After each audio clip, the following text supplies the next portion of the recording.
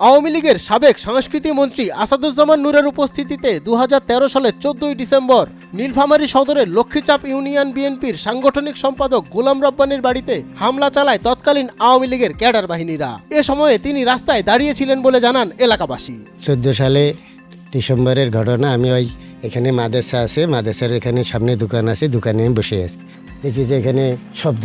আমি আগে আসলাম, আগে এসে দেখি যে আমাদের প্রশাসনের গাড়ি দাঁড়িয়ে আছে, এমপি সাহেব নূর আসাদুজ্জামান দাঁড়িয়ে আছে রোডের মধ্যে, আর আওয়ামী লীগের ক্যাডার বাহিনীরা এই বাড়িঘর ভাঙচুর করতেছে।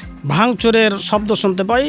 ঘটনাস্থলে এসে দেখি যে আসাদুজ্জামান নূর সংসদ সদস্য আওয়ামী লীগের এবং আওয়ামী লীগের ক্যাডার বাহিনীরা তারা এসে রব্বানীর বাড়িতে আক্রমণ ভাঙচুর শুরু করছে দেশীয় অস্ত্র দিয়ে। তারা ধ্বংসযজ্ঞ চালিয়ে লুটপাট ও অগ্নিসংযোগ করে গোলাম রব্বানীর বাড়িতে। শিশু থেকে বৃদ্ধ কেউই আওয়ামী লীগের সেই ক্যাডার বাহিনীর হাত থেকে রক্ষা পায়নি। লুটপাট সহ কিছুই তারা বাদ রাখেননি।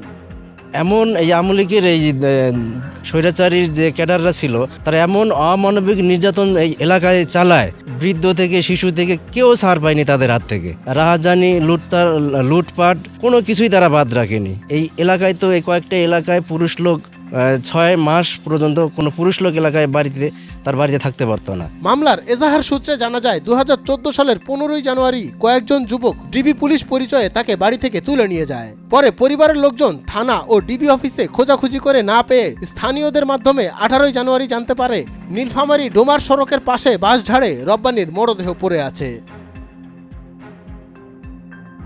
জানা যায় এ সময় আওয়ামী লীগের নেতাকর্মীরা আসাদুজ্জামান নূরের নির্দেশে জেলা সদরে আনন্দ মিছিল ও মিষ্টি বিতরণ করে। এদিকে নীলফামারীতে বিএনপির নেতা গোলাম রব্বানীকে হত্যার অভিযোগে প্রায় 11 বছর পর মামলা দায়ের করা হয়েছে।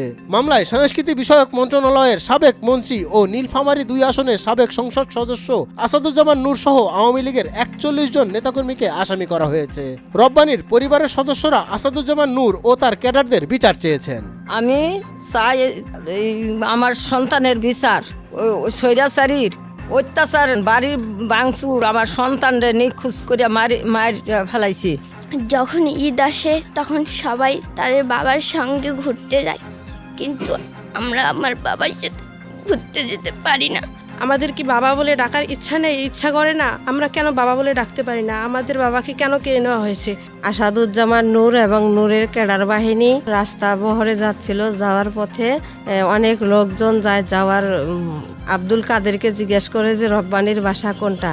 তারপরে আব্দুল কাদের বলে যে এই বাসা। তারপরে আসাদুজ্জামান নূরের ক্যাডার বাহিনী সবাই এবং কাদের সহ এসে আমার বাড়ি ঘর ভাঙচুর এবং অগ্নিসংযোগ করে। মঞ্জুর এ মাওলা, নয়া দিগন্ত।